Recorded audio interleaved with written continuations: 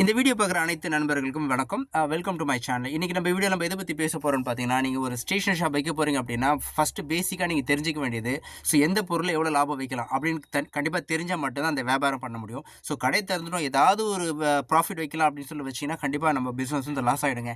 ஏன்னு கேட்டிங்கன்னா, எவ்வளோ கிடைச்சாலும் பரவாயில்லன்னு சொல்லி ரூ. 1 2 ரூபாய்க்கு நம்ம வியாபாரம் பண்ணோம்னா, கண்டிப்பாக நம்மளால் வந்து தாக்கு பிடிக்க முடியாது.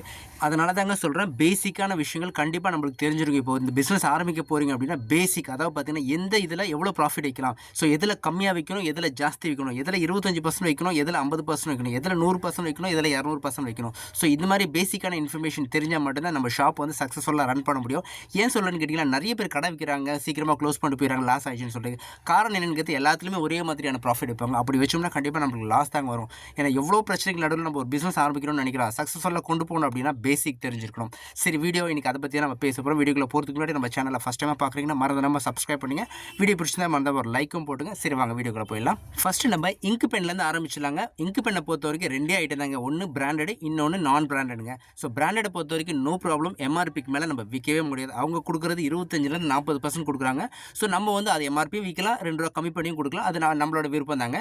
இதே நான் பிராண்டட் எடுத்துக்கிட்டோம்னா அதுதாங்க விஷயமே இருக்குது. அதாவது பிராண்டட் விற்கிற ஒவ்வொருத்தரும் நான் பிராண்டட் விற்கிறோம். அதாவது சைனா ஐட்டங்கள் கேட்ரேஜ் பண்ணல நிறைய மாடல்ஸ் வந்து க்யூட் மாடல்ஸ் நிறைய வந்து அதிக சேல்ஸ் ஆகக்கூடிய நிறைய மாடல் வந்து ஸ்டூடெண்ட்ஸ் இன்றைக்கி வந்து ரொம்ப லைக் பண்ணுறது வந்து இந்த இம்போர்ட்டட் கேட்ரேஜ் பண்ண ஐட்டங்களை தான். ஸோ அது நீங்கள் வாங்கி வைக்க மறந்துடாங்க. ஏன்னா அதில் தான் அதிக ப்ராஃபிட் இருக்குது. இப்போ வந்து நார்மலாக ஒரு இம்போர்ட்டட் கேட்ரேஜ் பண்ண வாங்கி 20 ரூபாய்க்கு நம்ம வாங்குகிறோம் அப்படின்னா, நீங்கள் தாராளமாக அதை 50 ரூபாய்க்கு நீங்கள் விற்கலாம்.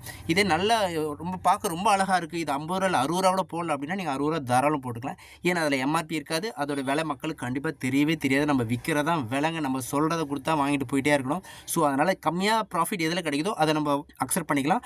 அதிகமான ப்ராஃபிட் எதில் சம்பாதிக்க முடியுமோ அதில் நம்ம கண்டிப்பாக சம்பாதிச்சிடும். ஏன்னா எல்லாத்துலேயும் ஆவரேஜாக நம்ம பண்ணோம்னா மினிமம் நம்மளுக்கு வந்து 50லேருந்து 75% ப்ராஃபிட் ஒன்று ஆவரேஜ் ப்ராஃபிட்.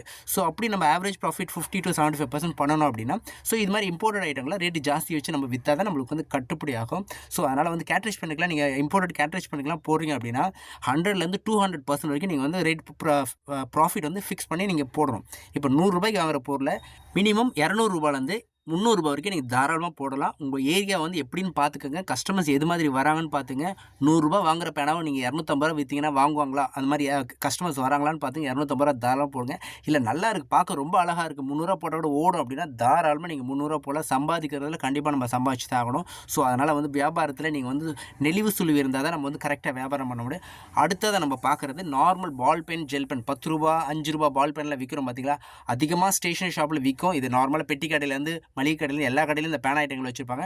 நம்மளுக்கு வந்து ஜாஸ்தியாக சேல்ஸ் ஆகணும். நார்மலாக பெட்டிக்கடை வியாபாரம் நடக்கிற சேல்ஸ் நம்மளுக்கு ஆகக்கூடாது, ஜாஸ்தியாக வியாபாரம் நடக்கணுங்க.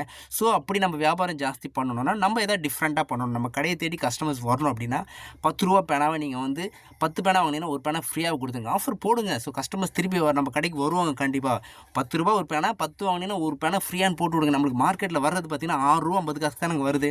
ஸோ இப்போ நீங்கள் வந்து 10 பேனாக்கு ஒரு பேனா ஃப்ரீயாக கொடுத்தீங்கன்னா 40% நம்மளுக்கு வந்து ப்ராஃபிட் நிற்குது. ஒரு பிராண்டடில் 40% அப்படின்றது நல்ல ப்ராஃபிட் தான். அது வந்து எந்த மோசமும் கிடையாது, நம்மளுக்கு லாஸும் கிடையாது. அதனால் நீங்கள் தாராளமாக 10 பேனாக்கு ஒரு பேனா ஃப்ரீயாக கொடுத்து விடுங்க. அதை ஒரு ஸ்டிக்கர் போட்டு ஒட்டிடுங்க. அதை buy 10 pen and get 1 pen ஃப்ரீன்னு சொல்லி போட்டு விடுங்க. கண்டிப்பாக கஸ்டமர்ஸ் ரிப்பீட்டட் வருவாங்க. 5 பேனா வாங்குறாங்க, 10 பேனா வாங்குவாங்க, 10 பேனா அவங்க 2 பாக்கெட் கூட வாங்கிட்டு போயிட்டாங்க. 10 பேனா ஒன்று ஃப்ரீ கொடுக்குறோமே நம்ம தான். ஸோ அப்படின்னு தாராளமாக வாங்கிட்டு போயிடுவாங்க. அதனால் சின்ன சின்ன விஷயங்களை நம்ம வந்து விட்டு கொடுத்தா தான் நம்ம வந்து நல்ல வியாபாரம் சக்ஸஸ்ஃபுல்லாக பண்ண முடியும். அடுத்ததாக நோட் புக் ஐட்டத்தை பார்க்கலாம் வாங்க. நோட் புக் ஐட்டத்தை பொறுத்த வரைக்கும் 2 ஐட்டம்ஸ் வருதுங்க. ஒன்று பிராண்டடு, இன்னொன்று நான் பிராண்டட். பிராண்டட்னு எடுத்துக்கிட்டோம்னா அது கிளாஸ்பேட்டு, இது மாதிரி டோம்ஸ், இது மாதிரி ஒரு சில பிராண்டட் இருக்குது. ஸோ அந்த பிராண்டடை பொறுத்த வரைக்கும் நம்மளுக்கு என்ன கொடுக்குறாங்கன்னு கேட்டிங்கன்னா 25லேருந்து 30% வரைக்கும் நம்மளுக்கு வந்து ப்ராஃபிட் கொடுப்பாங்க.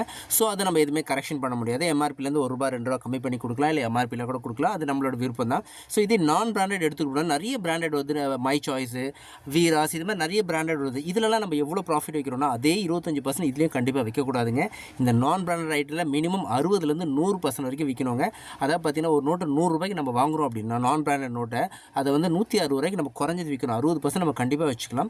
இதே 50 ரூபாய்க்கு வாங்கி 100 ரூபாய்க்கு விற்கிற கடைகளில் நிறைய பேர் இருக்காங்க நான் பிராண்டடை. நான் நிறைய கடைகளை நான் பார்த்துருக்கேன். ஸோ அதனால் மினிமம் 60லேருந்து 100% வரைக்கும் நான் பிராண்டடுக்கு நம்ம ப்ராஃபிட் வைக்கணும். அப்படி வச்சா மட்டும் தான் நம்மளுக்கு கட்டுப்படி ஆகும். அதாவது நம்ம கடை வச்சிட்டோம்னா கண்டிப்பாக யாராவது ஒரு கஸ்டமர்ஸ் குறை சொல்லுவாங்க, ஜாஸ்தியாக இருக்குது, இது ரொம்ப ஜாஸ்தியாக விற்கிறீங்கன்னு சொல்ல தான் செய்வாங்க. அது 100ல் ஒருத்தர் சொல்ல வாய்ப்பு இருக்குது. அதெல்லாம் கண்டுக்காதீங்க. அதாவது கஸ்டமர்ஸ்லாம் பார்த்தீங்கன்னா ஒரு சில பேர் ஒரு பொருளை வாங்கிறதுக்கு 9 கடை ஏறி இறங்குவாங்க.